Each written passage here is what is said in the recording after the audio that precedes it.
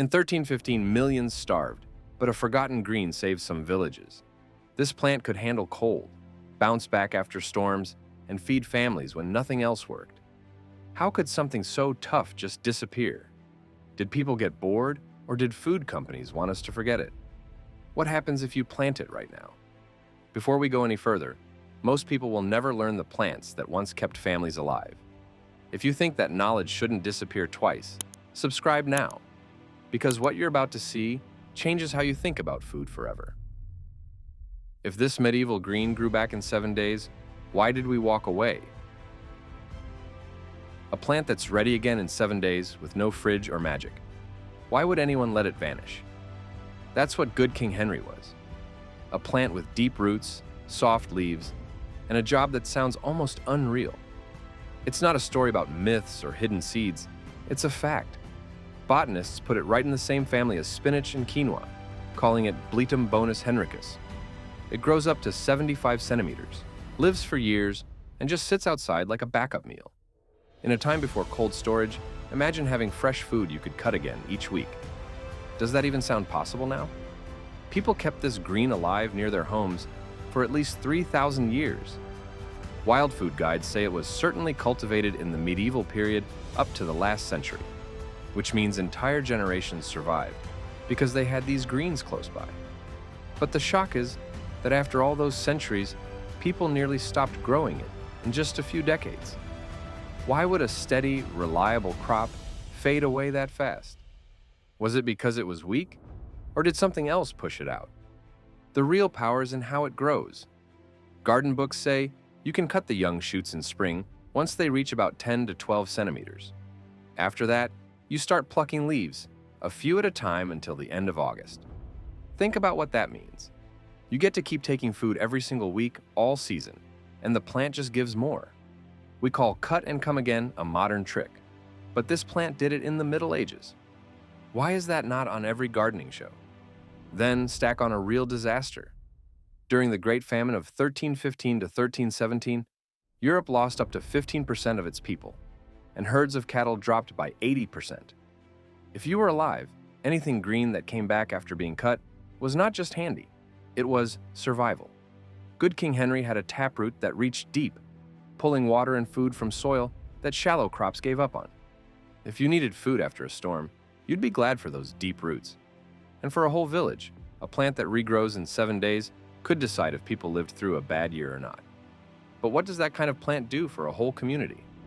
Let's see how a little green in the mud kept entire villages alive. How did one tiny medieval field, green, keep whole villages full? A handful of muddy greens could keep a whole family eating. How is that possible? Imagine a corner of dirt near a door, ignored by most but priceless in a tough year. For poor folks, meals were built on pottage, a thick boiling stew made from whatever grains and greens they had. Historians call leafy plants like this pot herbs, and they were the backbone of dinner for 1,000 years.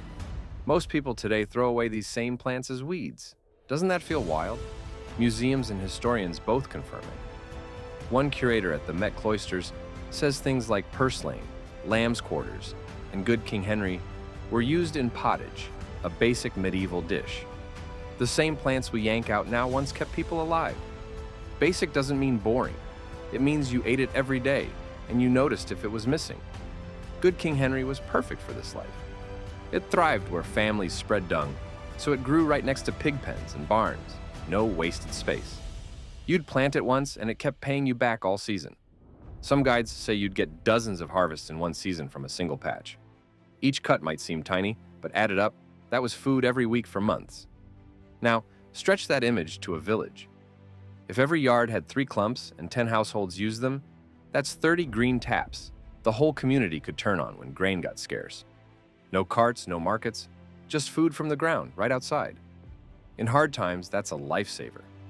No need to wait for merchants or worry about lost crops somewhere else. Modern nutrition says green leafy vegetables are an important source of vitamins C and E, carotenoids, and minerals. Even in thin years, a bowl of dark greens meant your body was getting what it needed to keep going. But what happened when those steady handfuls went away? What did people lose when the habit of picking these plants vanished? If peasants cut this medieval crop, each week who killed it off? Nobody wrote a law banning Good King Henry, so why did people just stop? It's a story that has no clear villain. Seeds were passed from hand to hand for centuries, and then, somehow, the habit just died. No king said, "Ban this weed," but modern botanists admit it. The plant has been grown as a vegetable in cottage gardens for hundreds of years, and now it's rarely seen, sometimes even called a weed. That's not a gentle fade. That's a sharp fall. So what pushed it? Status hit first. Through the centuries, foods that got labeled peasant food became invisible at big tables. Richer families chased meat, white bread, and spices, while the poor basically lived off cabbages and leeks with whatever else grew nearby.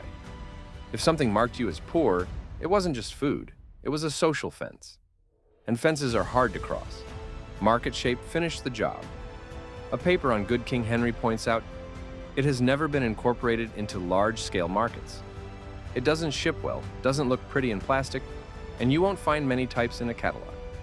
If seed sellers skip it, how does a new gardener even know what to look for? It's easy to drop a crop that doesn't fit the new rules. Crop focus was the last shove. As Europe moved toward bigger farms and trading, land got used for wheat, barley, potatoes, and maize. Perennial greens that gave small family harvests every week couldn't match tons per hectare. And in farming, big numbers win. At no step did anyone say, "Let's erase Good King Henry." But it happened anyway. Seed lists got shorter, cookbooks stopped naming it, and a plant that fed people for centuries vanished almost overnight.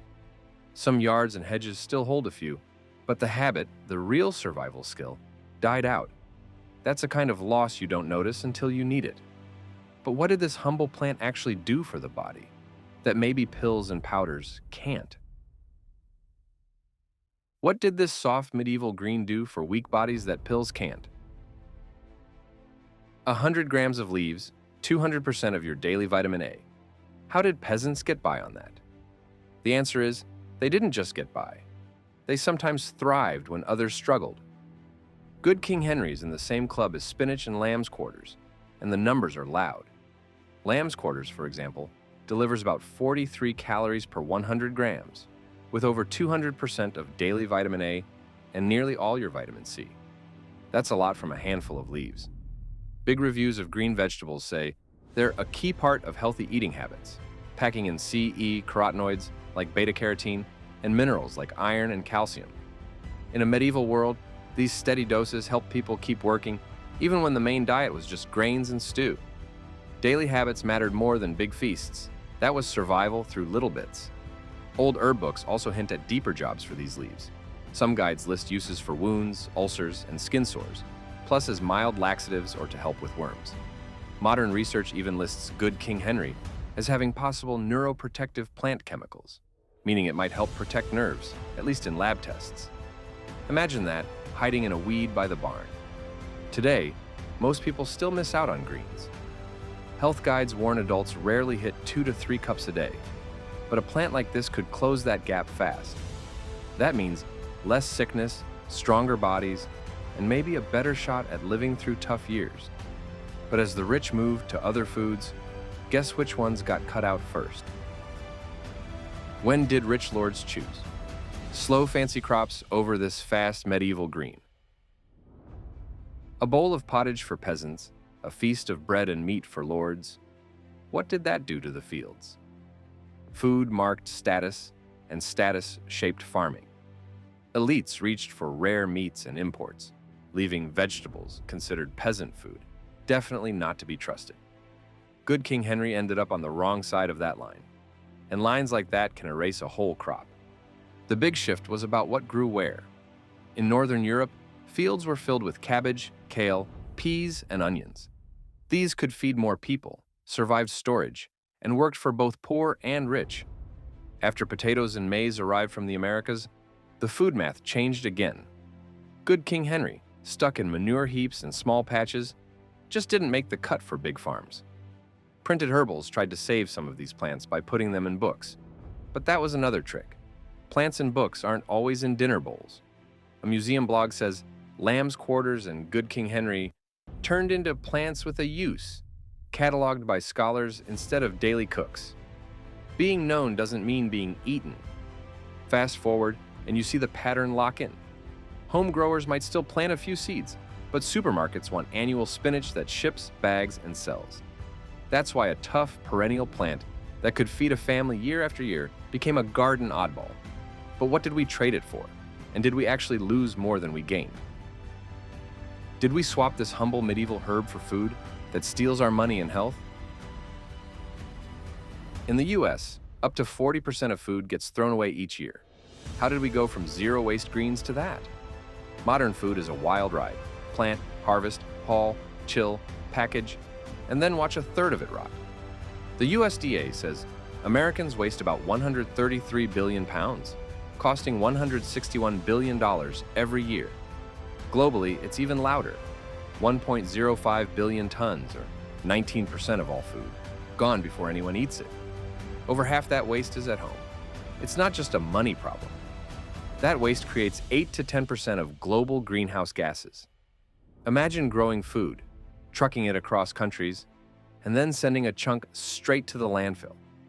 All that work, lost, just because systems are too big or habits too slow to change. Good King Henry didn't play by those rules. Guides call it a hardy, resilient, perennial green with a taproot that keeps it alive. You plant once, pick only what you want, and if you skip a week, the green just waits. No bags, no slime, no deadline to eat or toss. That's not just old-fashioned, that's practical. Now, people buy supplements and powders to patch holes that steady greens could fix for free. Studies keep repeating it. Real leafy greens deliver vitamins, minerals, and fiber straight from the ground with less waste and more health. And it proves the point. Steady greens beat last-minute fixes. So we traded a plant that could quietly feed us for years for a system that burns fuel, leaks money, and dumps food. What did we really lose beyond the leaves? If losing one medieval crop hurt, soil and trust this much, what else vanished? Deep roots mean less erosion. Why did we let that go? Good King Henry was just one brick in a wall of old crops that held everything together. Food historians list many more: skirret, old types of kale, chervil, and all sorts of potherbs that faded from kitchens. Each one spread the risk. When grain failed, you had roots and herbs to lean on. That safety net saved lives. Now, soil experts say we need more perennials for exactly this reason. The Land Institute shows perennials can put roots down 3 meters, holding soil in place and locking away nutrients. Less plowing, less fertilizer, fewer dead spots in fields. On a small scale, that same root strength is exactly why it kept showing up near homes. You can see the roots holding tight. Losing these plants also meant losing trust. In old villages, people knew their food, where it grew, who picked it, and what went in the pot. Even when famine hit, the chain was short and clear. Today, food travels thousands of kilometers, passes through dozens of hands, and follows rules you'll never read. Studies show most people now worry about pesticides, lost nutrients, and confusing labels. The longer the food chain, the thinner the trust. So, dropping plants like Good King Henry didn't just cost food. It costs soil strength, backup plans, and the feeling that your dinner comes from your own work. The strange thing? Many of these lost crops still grow in hedges and gardens, just waiting for someone to use them again. But what happens when you do? If you grew this medieval green again, today, what quiet thing in your life might flip first? A single pot on a balcony can cut your waste, your food bill, and your stress. Can that be true? You tuck a Good King Henry seed into a pot or corner of your yard. It's slow to start, but growers swear it'll come back for years. It handles cold, shrugs off most bugs, and once it settles, it just keeps growing. The slow first year fools people, but once it's in, you never look back. You might still buy salad packs. Old habits are hard to break. But if you cut fresh leaves from your own plant a few times a week, you start skipping the plastic bags. If that new habit saves you from wasting even 10 to 20 packs a year, you're already part of the solution. Each pack you skip is one less item you buy, store, and throw away. Food budgets shift too. The average rich country household throws away hundreds of dollars a year in food. Every time you pick your own greens instead of tossing wilted ones, you save money and notice what you eat. The US EPA puts national food waste at 30 to 40% of supply, worth over $160 billion. Each meal you catch at home changes what you see in the trash. Your health gets a bonus. Adding even half a cup of dark greens most days ties to lower risks for heart disease and cancer. That vitamin and fiber boost comes straight from a patch you can see and trust. That's real control, not a label or a promise, but a plant you know. The best part? You start seeing what cut and come again really means. Every week, new leaves show up after each harvest. The plant keeps proving itself, and you start to wonder, if this one medieval green can change so much, what other forgotten things are hiding in plain sight, just waiting for a chance? If one old plant can flip what we know about food, what other secrets are still hiding? Want more stories that change how you see the world? Tap the next video and join in.